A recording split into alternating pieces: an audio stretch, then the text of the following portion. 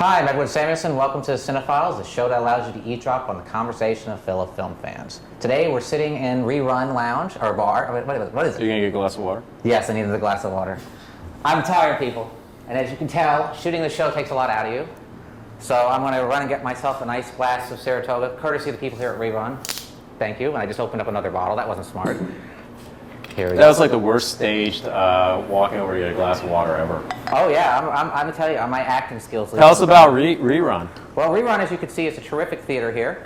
Terrific theater here in Dumbo, in Brooklyn, for people who are not familiar with New York City. It's a great theater that actually has a video projection screen. It's state-of-the-art, full 1080p for you tech geeks like myself.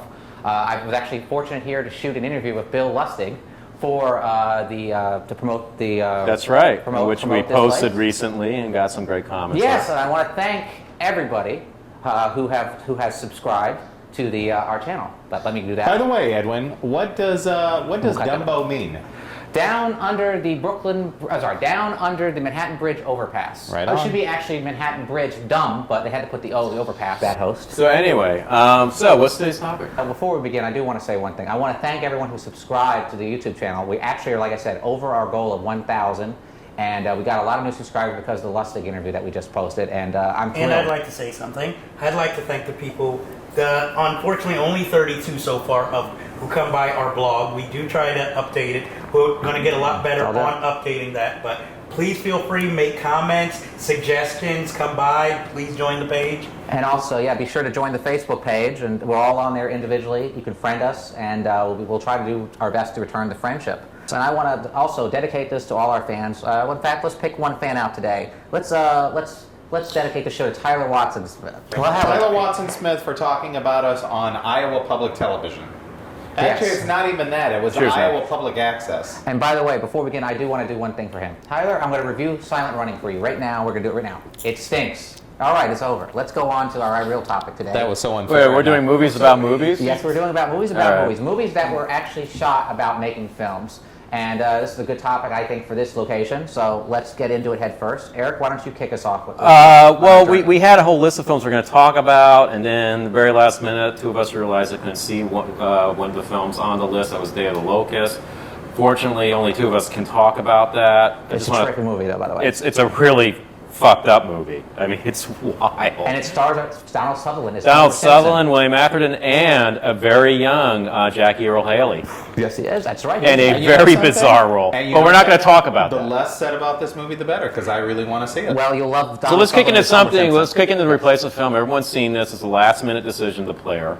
Yes. It's a movie about making movies. Well, let's get back. Let's get into it. Robert Altman, of course, was a terrific director in the 70s. Was very popular with audience and critics alike. However, in the 80s, after he did the film Popeye, his career took a downward turn, and he really was dabbled in movies that really didn't get much attention. Well, and, it was the fact that Popeye was somewhat of a commercial failure, even though it had an awesome first week. But Popeye is clearly an adult film. It's not a children's film, but the studio was marketing it as a comic booky, off the success of Superman. And nobody in the studio system at the time in the 80s was interested in telling a Robert Altman type picture. I was going to say that of all the films the Player reminds me of is actually Altman's Nashville. that very Because he simply, does the yes. very same thing with country music, Nashville, that he does with Hollywood. And he even has all these cameos of actors playing themselves. My favorite one's the Elliot Gould one. But and Julie Christie one is pretty funny too. Yeah, Altman is a master. I think even you guys agree with me. No one is better at directing an ensemble cast than Altman, and he always attracts top-notch talent. Well, he's attracted to stories more that aren't require multiple narratives. Yeah, and overlapping dialogue. He's more interested in characters than he is actually in stories. I mean, sometimes people say the films are too talky. So but what do we think of the movie? I think the movie is let's tell a little bit about it, Mike. Why don't you It's give us a little plot? it's a very cynical film. A very cynical film. Strangely enough, what it reminds me of is later on. It reminds me of Woody Allen's Match Point a little bit, just because. Don't compare Robert Altman to Woody Allen. Just the idea of the whole gets away with it at the end, and Well, we should mention what the story's about. Basically, Tim Robbins plays a Hollywood executive who's actually being blackmailed and he's a pretty powerful executive, and it's just a small part, but it's really just the world that Altman creates of the Hollywood. That's what the film is really. You have your protagonist, Tim Robbins, who's really not a protagonist. He's an anti-hero, if anything. He's a real douche throughout this whole film. And his enemy is Vincent D'Onofrio, who is the... Or so he thinks. It's very ambiguous. It's never very clear whether he's responsible for But he's the screenwriter, right, and this is the main. Yeah, exactly. Because you've got Tim Robbins is a very paranoid individual, and you think that is doing these imaginary or real battles with this screenwriter versus this communication that they're having or not having. But not to go on too much about the player. I would argue that his real antagonist is the Peter Gallagher character. There's that brilliant scene. It's a classic scene where Gallagher is showing the executives, all you have to do is find a log line. Just take any article out of a newspaper, and there's your log line. You've got a movie. Well, I enjoyed it. It was my first Robert Altman movie, knowing it was a Robert Altman Same movie. here, same here. Because I saw Popeye, of course, on television years before. But I really liked it because it was something different than I had ever seen in cinema at that point, because I wasn't quite the movie fan that I am now. well, I think it's I think it's a very good film from Altman. It's not Very my favorite. shrewd. My favorite film, which still is, like as Eric has mentioned, I think his best film ever is Nashville, and that's very hard to top. But this is a very good film, and probably his best film of the '90s, or actually probably the last really. So let's go on to another film that came out around the same, sort of like a few years later, Okay. but within the '90s, and focuses on the independent filmmaking scene, which is Living in Oblivion, which is That came out in '94. 95, I think. one of my favorite films on filmmaking, on the independent film movement. We have to give credit to the director, Tom DiCillo. Tom Yeah. DiCillo. Tom Tom DiCillo was actually really does know what he's talking about, because he worked in the independent scene with Jim Jarmusch, and then he struck out and started directing films on his own. One of his films was a young Brad Pitt. It was called Johnny Suede. Johnny Suede, in fact, Which is apparently really the fascinating James film. LaGrosse character is supposed to be based on Brad Pitt. So they say. Yeah. I actually did not want to see Living in Oblivion way back when it came out. I was because I hated James LaGrosse. I just hated him because he was this indie darling, and I just hated James LaGrosse so much that I refused to see this movie. Then when I saw it, I loved the film, and I loved what James LaGrosse did in it, especially once I found out that it was supposed to be Brad Pitt from the experience of filming him and Johnny Suede. It's just a funny little movie that actually has a lot of charm to it, and I think that's worked well. Steve Buscemi's performance. Well, really is and the little supporting characters are hilarious. Dermot Mulroney as the cinematographer. Yeah, that wears the patch, and then you've got Who was married to Catherine? still Are is. they still married? They're divorced. Still is? They're divorced. Oh, really? She's available. I like the wigger that was holding on to the. He was doing the boom mic. And he has the Hey, yo, everybody! Like talking like that, and then I love the guy that was driving. That was like high on cough syrup or something. I have a personal attachment to that film because I when I first came to New York, I tried to do the whole film production route, and was doing the I managed. I was doing the PA thing, but I was a grip, some shoots, and it was during a time in the '90s where film production was on the wane in New York City until Giuliani decided to make it very film friendly in the late '90s. But I thought that film perfectly captures what was going on with film crews and film production in New York City at the time. It's quintessentially New York. And it's sad though, that time is basically gone now. I mean, there aren't independent films made like that really anymore.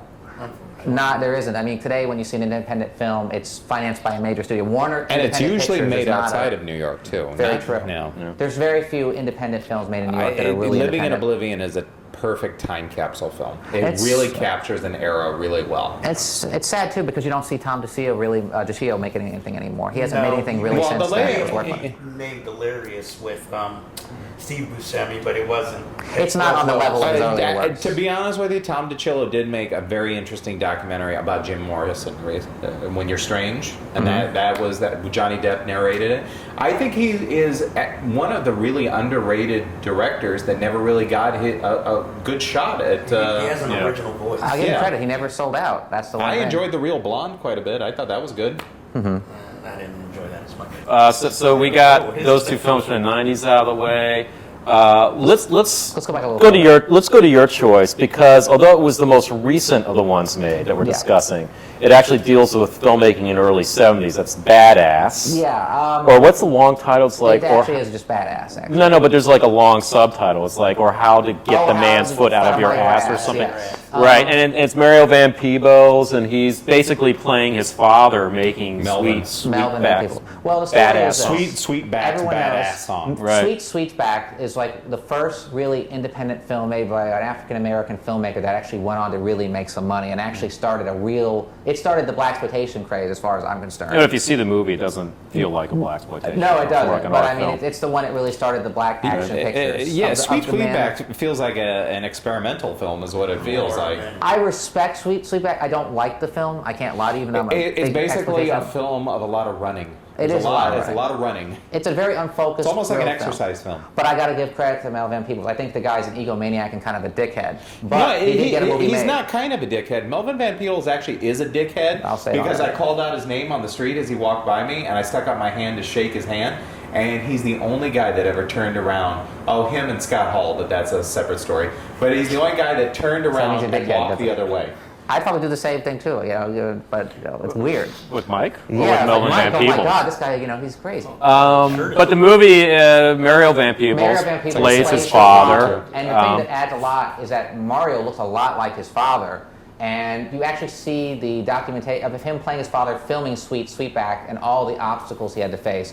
And going to Bill Cosby to get money to finish the film, and then finishing the film, and then not being able to get it distributed. And then you really just see the struggle of making a film against the system at that time. And that's what really made it to me, is that it really does feel like a really 70s film. And I respected it quite a bit. I was shocked how much I really enjoyed it. I actually was surprised how much I liked it too. I would say it's a bit of a paint-by-numbers movie. It goes through all the beats in a film about making a movie. But what I liked about, what I admired about it was that Mario Van Peebles was not shy about presenting the dark side of his father. Oh, I mean, playing he that. doesn't make his father look good at all. He shows his father writing checks that he knows are going to bounce to people to pay them. He shows him just basically, really just neglecting his son, forcing him to shave his head, to make a fool of himself with this thing, putting his son in a sex scene, which is pretty insane. The only thing, though, that I had pause of the film, I thought that where it was playing it sort of safe in a weird kind of way, is that Melvin Van Peebles was quite a bit more accomplished than how he was presented in the film, because he went to France. Well, he wasn't such a neophyte, but he was like a journalist. He made a film And he made a film in France. It was very well received. He could speak French, and that was what got him the Watermelon gig, Watermelon Man gig. The Watermelon. And the thing about Watermelon in the movie, in this movie, they present Watermelon Man as this sort of like he sold out to do this Hollywood product, but actually Watermelon Man was a pretty daring film for its And time. he refuses to change the ending where the man, wakes up and it's just a dream. Well, he said that defeats the purpose of the film. Godfrey McCambridge, of course, it plays a white man who falls asleep by a sun lamp, and he wakes up and he's a black man living with a white family. And that's basically the entire story of, his family and everyone accepting him, like, what happened to you. And it was a very unusual film to be released by a studio, Columbia, by the way. So I think Melvin Van Peebles might have been the second African-American director behind Gordon Parks to make a studio film. But then again, It's not a good if you film. look back on it and say, okay, that wasn't on, but Putney Swope was put out by a studio. But that was made by a white man. It was made by Yeah, but I'm Robert just Downey. saying that it was that time, that era where there was lots of strange things being put out by the studio. And I noticed that from Sweetback's, the sex contest scene with the bikers, like that woman is just a horrible looking woman. And then in the remake, she's just like this gorgeous woman that they have. Hey, you got to give up something to make something. It's a very good movie. I do recommend it highly. If you love movies, like I said, I think it's better than the original Sweetback, but that's not saying much. I respect Sweetback. What I find interesting is that I stayed quiet for most of this conversation while my three white co-hosts mostly talked about it. I enjoyed what you said. I'm just going to say I like the film. That's all I have to say. Well, wait a minute. You're not off the Elaborate hook, more, okay? dude. Come on. Okay, being the token black guy in our show. The token black guy. I myself the black guy. Well, What- you work for the MTA, so you'll be the black guy. Do that you tells us have? about that. That's right. You make me feel like Don Imus just having a black guy. on Right. the show or Anyways, something. Come on. anyway. So, but do you have a perspective on this that's might be unique to our? All right, how about do this? you Are you a think- fan of the original Sweetback? I'm like you. I respect it, It's very experimental, not my taste. I wouldn't watch it over and over again, but I think as a fan of cinema, you should see it. I was lucky enough to see Sweet Sweetback before I saw BaadAsss, so I could see. Not enough dick jokes for you? No, I'm sorry. Yeah, whatever. Anyway, I'm trying to give an honest opinion here. Be my guest. 5. But I guess my film was, my opinion was that I also read the production diary on the film, so I pretty much knew half the stories of what went on before, but watching BaadAsss, I would have to say, it was interesting, but I thought it was a really good film, but it didn't affect me as I thought it would affect me, considering it was from his son who partially lived through it. So I thought it would maybe be a little more, a little more gritty. That's what I was looking for. And it felt like to me, honestly, I'm not saying it's a bad film, but it felt like something that was put together more for like a cable TV movie than it was for. It was actually. It was made for show. Exactly. It felt like that. It didn't feel like something. It did feel. It was all shot on video, by the way. It was good, but it's to me, even though like you said, he painted his father in a certain light, I still felt like it still lacked something. Maybe we should move on to the next. I'll say if you love cinema, see it. It's a great film. It's the best, the only good thing Mario Van Peebles has ever done, as far as I'm concerned. All right, let's get into it. The last one is Boogie Nights, right? Boogie Nights. All right, Boogie Nights.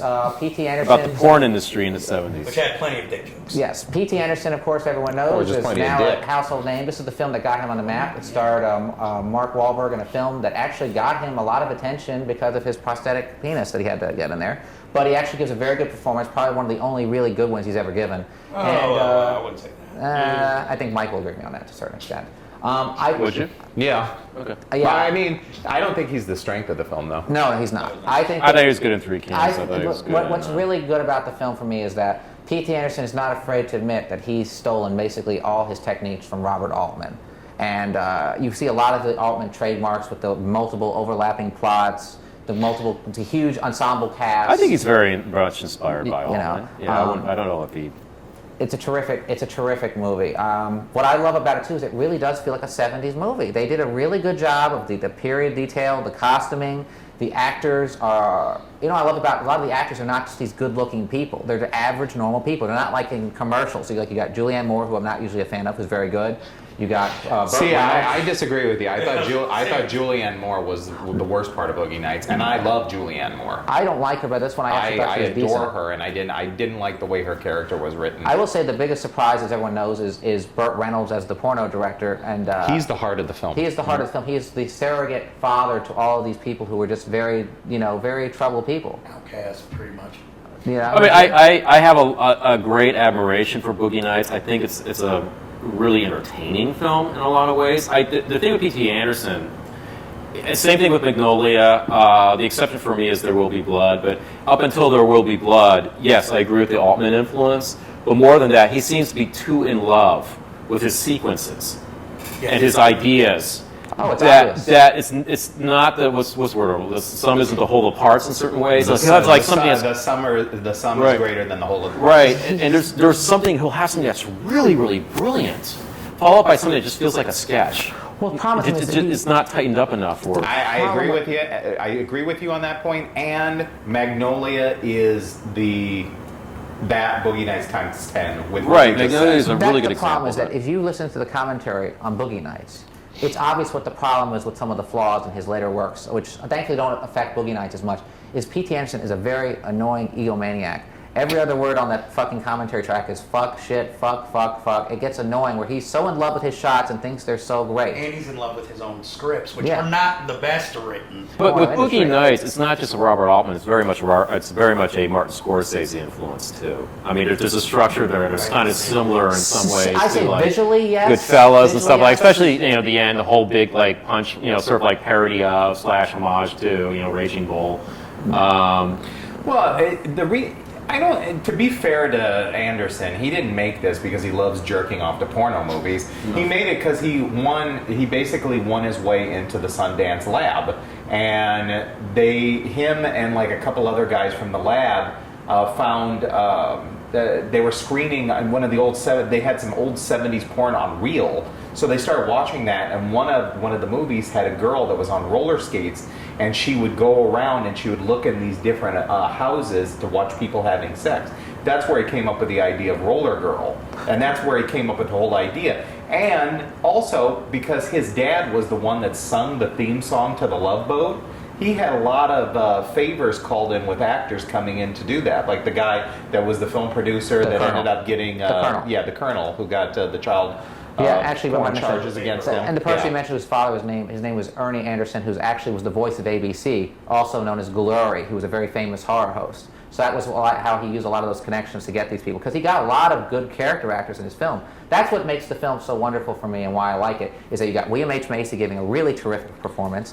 He actually mixes these performances with some real porno actors, which adds a lot of credibility to this. And I have to give credit again. Yeah, Nina Hartley, I think. Nina Hartley is the one who we don't give it away. Big Bill, right? Philip Seymour Hoffman is Early appearance. And that- a well, really that's interesting very, very performance. good. He's They both play that very sympathetic and creepy at the same time. And we need to mention too, it takes a lot too from the John Holmes story, even though And there's that great scene with Alfred Molina. with the firecrackers. That and- just- Based on a real story from Wonderland. the Wonderland murders. What actually, speaking of porn, Pete Anderson is actually interviewed in the Johnny Wad documentary on John Holmes. The only a couple things about this film that really annoyed me. I do not like Don Cheadle's character. That's at my all. that's the problem I thought have. that It's underwritten. really, It is underwritten. really. Why don't made you ever? it- He's everything makes me laugh. I didn't even realize he was a porno actor. Not until only after did the it movie. was it underwritten, it just really made him. A look lot of the like ideas that they a gave dope. him, they gave that character were kind of weak. In other words, like he was always behind everyone else in terms of the trends. It wardrobe. was like a bad joke. The It was wardrobes. a bad, and it was really unfair. And you just never a see him really But you never piss-poor see him portrayal. being. You never see him being a porno actor. I didn't realize it. I just thought he was one of the film crew. And then I was like watching. I was like, wait. Although I man. did like how the whole conceit with him being in Buck the Swope. with being in the middle of that robbery, and he decides to change his life because of that, and he actually may move on to a better life. That's a because very of wonderful that. scene, by the and way. I thought that was a great conclusion to whatever his arc was supposed to be, but the actual arc getting there could have been better fleshed out, I thought. We didn't have time to talk about everything, but what are some of the films that you would just like to mention briefly that you think are really good? Well, let's get to my critique. favorite Oh, okay, one yeah. that you didn't really see. I saw it. But I think the funniest movie about making movies is The Big Picture. Christopher Guest's first feature film. What are you saying? Oh no about? I just said, oh no, because the highest praise you're giving This and is- then when you tell me it's like one of the 5 funniest movies It you've ever is. seen, I- that's pretty high praise. It is. It is. I think The Big Picture is one of those little known gems that nobody really sees unless they fall in love with Christopher Guest from. Or unless you were in film school in the 90s. Yeah, exactly. Everyone I like was in film school with, we watched this film. And like The Player, it's one of those really, really shrewd tellings of an indie filmmaker who has a script and he's trying to get something produced and he's getting jostled around by the studio system. And The Big Picture throws so many jokes out at you at the Mention who the expense lead of the is. studios. The lead. You might mention who the lead is. Kevin Bacon, yes, Kevin Bacon, and I think it's Kevin Bacon's most appealing role. I really do. It has him as this fresh-faced kid who's trying to make wonderful, wonderful, wonderful turn of a villain in J.T. Walsh. Yes. J.T. Walsh, his finest performance I've ever seen, We and miss he's J.T. a great Walsh. character actor. He's a fantastic character. Great character actor, and he plays a studio head, Alan.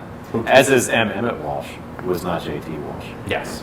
And Martin Short does a terrific take as a Hollywood agent gone completely over the edge. And who else is in this? That's Michael McKean. Michael McKean Michael McKean. is his good friend. He actually, Michael Michael McKean, McKean. as a straight man, just as a completely. well, he wrote the music and performed some music for the Pez. Yeah, the Pez people. Pez people, we know they have actors playing that. Jennifer Jason Leigh is great. Jennifer Jason Leigh is Art. awesome. That whole speech she delivers about the project she wants to do about And the it's documentary so on fucking shopping carts. boring. It's And I like that her character can never sit still. Even when she's walking down the street, she always has to move her hands.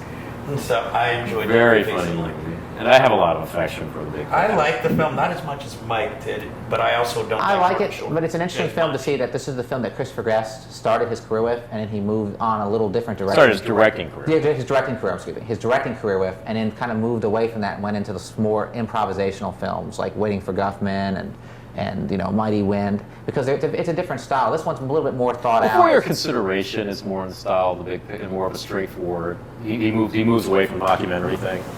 You get to experience the bizarre Hollywood parties. You get to experience what it's like to be in pitch meetings, which you had never seen before. So you have this guy, and then you see like Hollywood heads basically taking this guy's idea, which was this film about 4 friends in a country house, and it's like, well, why don't we make this why don't we make it on the beach?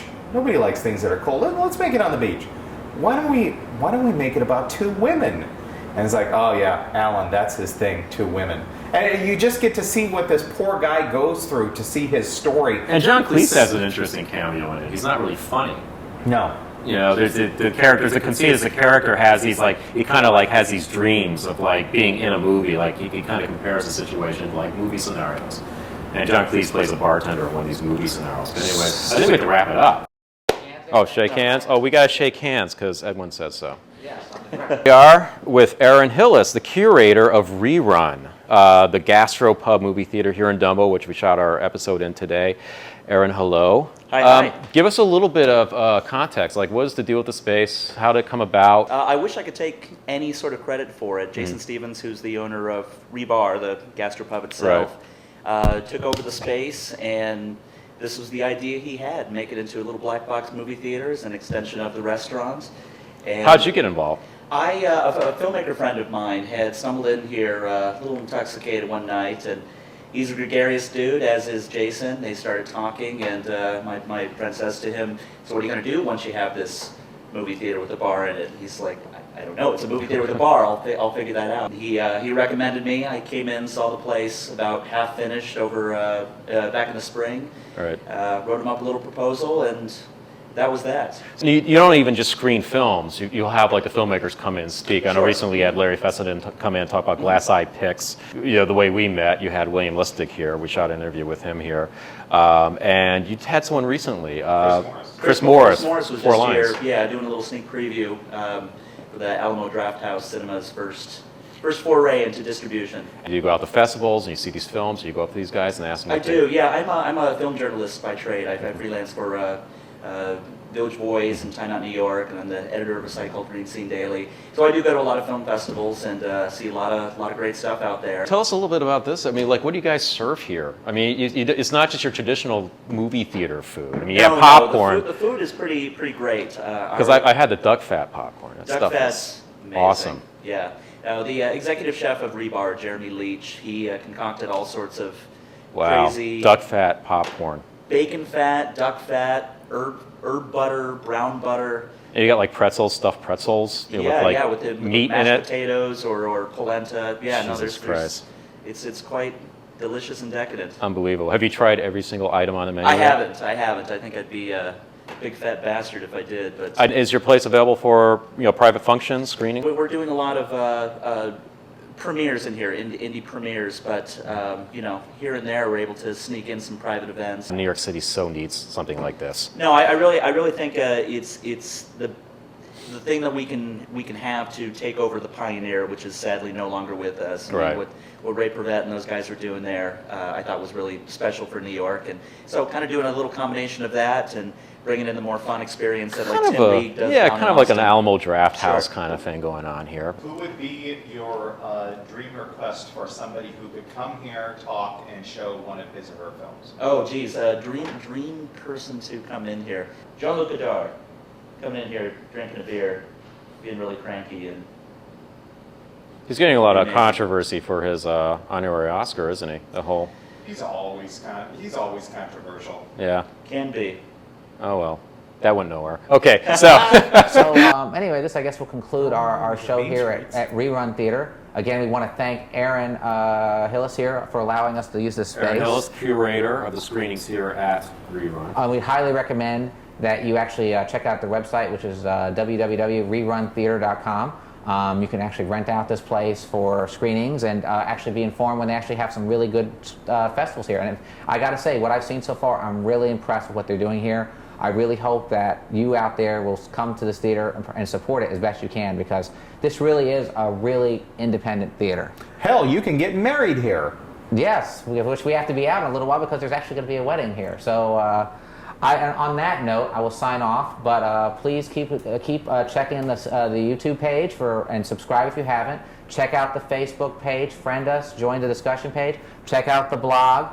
And like I said, we have a lot of interesting developments happening. There's going to be a lot more shows being taped. And again, we want to thank everybody, seriously, from the bottom of our hearts for supporting us through these last 5 years. It's hard to believe it's been 5 years that we've been on the air. Thank you. So thank you. Anyway, I'm Edwin Samuelson signing off. And until next time, save about a Space Force. What? I don't know. I'm trying to come up with some What fucking... the fuck? Save the aisle seat for me, to quote... All right.